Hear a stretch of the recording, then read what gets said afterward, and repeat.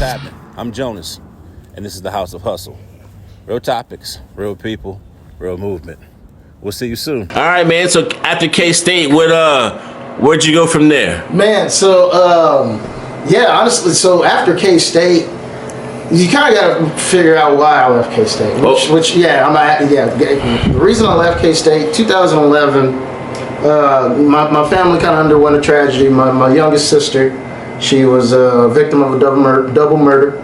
Sorry. And that sent me and my family kind of into an emergency mode. And I wanted to be in Kansas City, back from Manhattan, to kind of support my family at the time. For sure. So I moved back up here, man, and I was working at Sprint. Okay. And Sprint moved me up here, and I was able to kind of hit the ground running, find an apartment, and really just start my adulthood from there. Mm-hmm. Okay.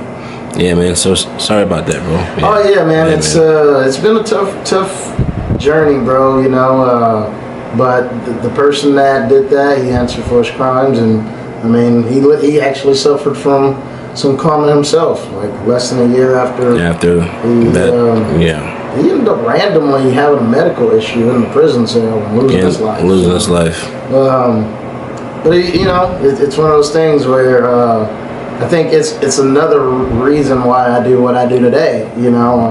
And give back to that next generation so that they have that outlet to deal with their traumas, so that they can, and also so that they can know their brothers and their sisters, their cousins that are in their community, right? Like, I'm not gonna kill someone's that I know, or I'm not gonna disrupt their family in that way, especially when I'm getting the resources and the help that I need. So for sure. So we're back in Kansas City. We're working at Sprint.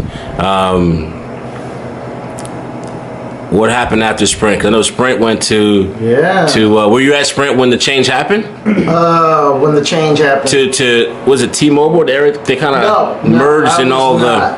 So after Sprint, I actually started a gig at Comcast. I was doing door-to-door sales for Comcast. Okay. And actually, that was a very lucrative job, man. Made a lot of money doing that, and I left because it was just too stressful. Like, that's where I started to fall out of love with sales. Okay. I loved sales. When I was working at Sprint, loved it. I thought I'd have a career in sales. But doing the door-to-door sales, that really kind of tanked my spirit as far as that is concerned. Yeah. And then I went to another gig after that. It was kind of more operations oriented. It was at a telecommunications company, and from there I linked back up with TK at Home Advisor. Oh, you went to Home Advisor, huh? I linked back up with TK because me and TK, we worked at Sprint together. Right. Like, honestly, we were, bro, and separate, and still are to this day. Don't get it twisted. If you're watching this right now, I would call TK right now. He'll answer. Hopefully he answer. I don't know. He might answer. Boy's busy. But no, man, that's my dude, man. So we were we would job hop here and there, help each other out. Like, for sure. We did. We were brothers. Got me a gig at Home Advisor. That didn't work out again because I was falling out of love with sales. Because you really had to sell there. No, boy. Yes, big facts. Y'all owe me for some leads. Yeah, big facts. And from there, I went into the nonprofit world with the Learning Club of KCK. Okay. That's where I really started to get that calling for wanting to give back to that younger generation. And that's an after-school tutoring program. Okay. They've been around for about 20 years, but they had a job opening. I applied, told my story about, why I wanted to do this, being from foster care, being from Kansas City, Kansas, and wanting to be a positive role model for those kids. And they hired me, man. So still to this day, I'm on staff with the Learning Club. Okay, nice. So I do a little bit here and there, not as much as I used to be able to. Right. But and that's kind of how I learned how a nonprofit operates. Okay. Right? The ins and outs of what a nonprofit does and why they exist. And that what led you to One Community Jiu-Jitsu Club. Yes, sir. Yes, sir, man. And so, the Learning Club, they do a really good job at educating the kids. But then there's some of those kids that need that physical aspect too. Definitely. And that's where I was seeing some gaps. Some of our, especially our young men, they, would need that little bit of extra mentorship. And as much as I love the Learning Club, they were not willing to undergo that kind of operation For sure. under their umbrella. And that's what led me to literally just start my own thing, man. Nice. And they've been very supportive. In fact, some of the founder of that operation, some of his kids train with you. So they're very supportive of what we do. And I mean, that's how we got the space that we're in currently, by having that relationship. And he literally showed me how to write bylaws, so how to structure legally a nonprofit. That's cool. And we hit the ground running, man. That's cool, man. That somebody showed you the way, and definitely, man. I love that when people can give knowledge on how to, Let me show you actually how this is done. How it's done, for sure, bro. Exactly. That's like that, in all aspects of life when it comes to nonprofit, even the t-shirt world, bro. Back in the day, I didn't know, they were ordering shirts from a local warehouse. I was ordering stuff from Jiffy shirt everywhere else, and there's something in our backyard that I knew nothing about. And it wasn't until I opened the store in the mall when somebody was like, "Where you get your shirts from, bro?" And I was like, "I ordered them from like Nebraska or something." It's like, why? Yeah. Because the dude who was actually printing my shirt at the time was like, he was hustling me big time. You know what I'm saying? I understand everybody got to make their dollar, but he was hustling me. Like, I'm like, damn, I thought I was a hustler. He was hustling me, bro. And then I was like, you could have just been like, hey, bro, you know what I'm saying? But I like to always give people, that knowledge. If I know something, I'm going to definitely let you know something, especially if you want to seek it. You know what I'm saying? That's kind of why through my years of training jiu-jitsu, as much as, it's expensive. Jiu-jitsu is expensive. It's $150, $200 a month in the KC Metro. And I've been training 9 years, man. I got a lot of knowledge up here as far as jiu-jitsu is related.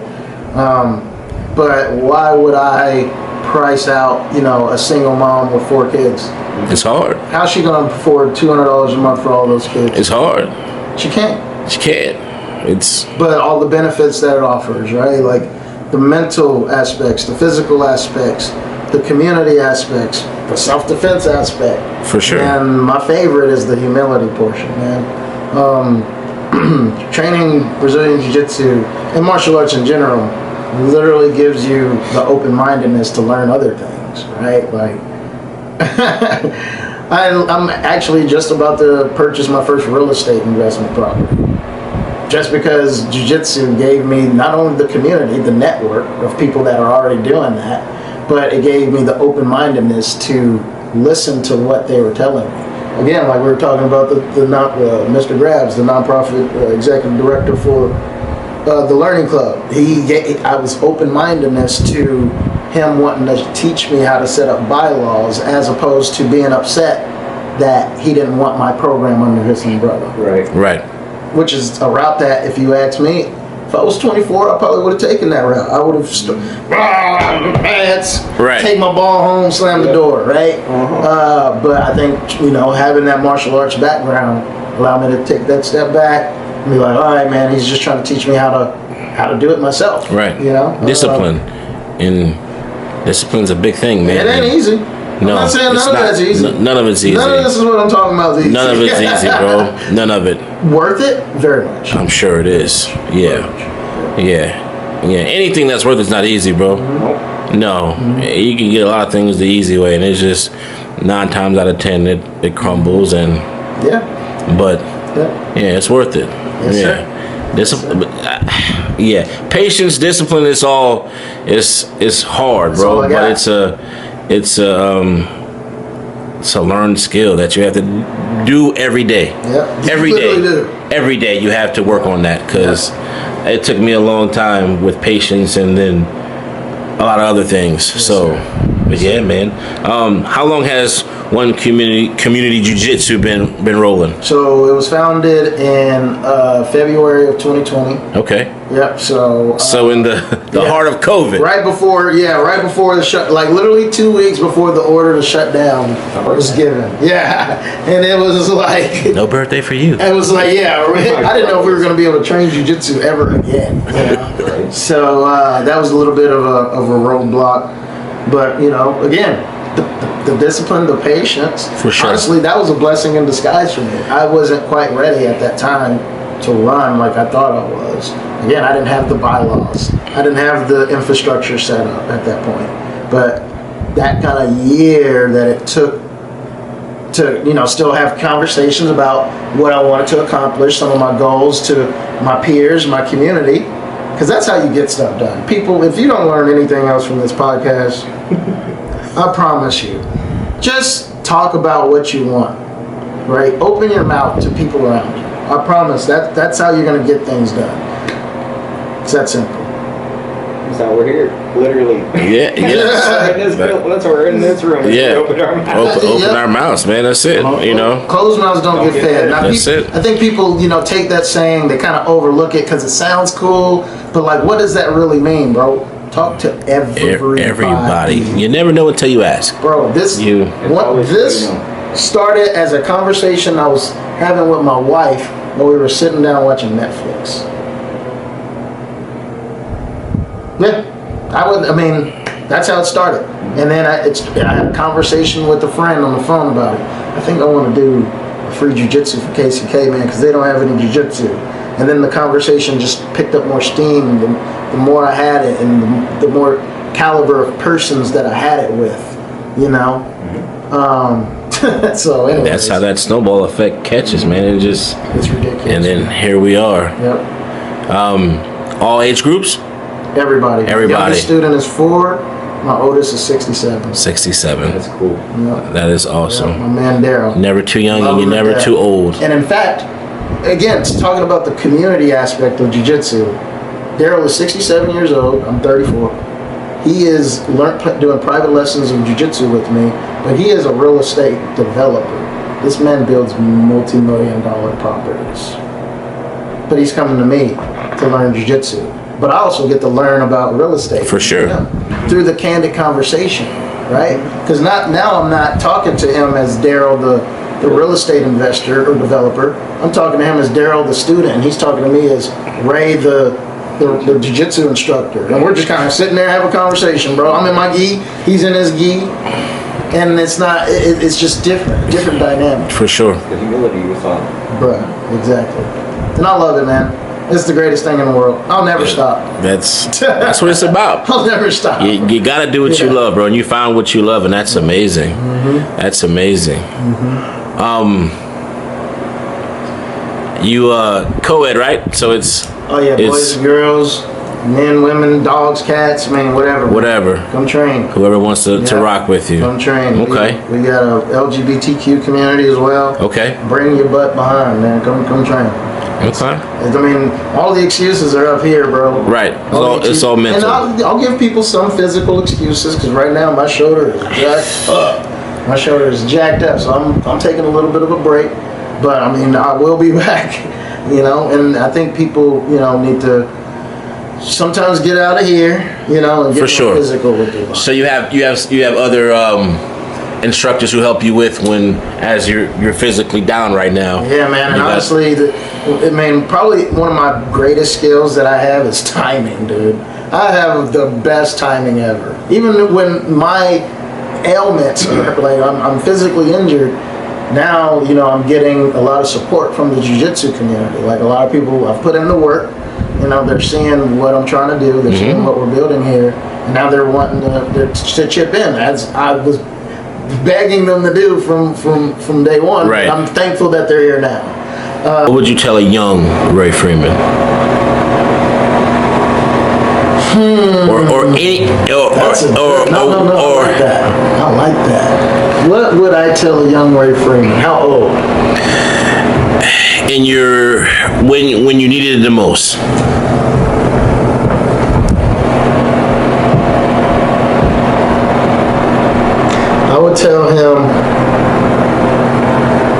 future's gonna be bright, young man. Just hold on. Just hold on. Just hold on. I would tell them the future's gonna be bright. Just hold on. And I don't know if he would want to hear that at the time. For sure. But if 12-year, because I'm thinking of 12-year-old me, right? My mother just lost her parental rights. It's very confusing time. Like, whirlwind. You're living with random people. And if I, saw myself step into a room as me now, and I knew it was me, and I heard that I told myself to just hold on, that would give me comfort, I think. Because there was so much uncertainty about that time. I didn't know, if I was going to be staying with that family that day. I didn't know if I was going to be able to go home next week. I didn't know, You just didn't know. Didn't know. So if I could step out of a portal and into that young man's room, I'd say, hold on, young man, it'll be okay. Okay. Definitely, man.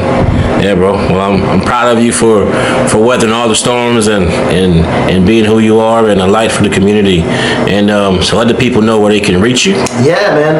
You guys can reach us at One Community Jiu-Jitsu Club. If you Google it, you'll find our gym. You'll find my personal cell phone number. Don't be texting me. Oh, you're dangerous with that. Find my personal cell phone number. You guys can hit me up. Ray Freeman at onecommunitybjj.com is my email address. I hope to hear from you guys soon. Yeah, thank you, brother. Thank you for watching. Make sure you like and subscribe.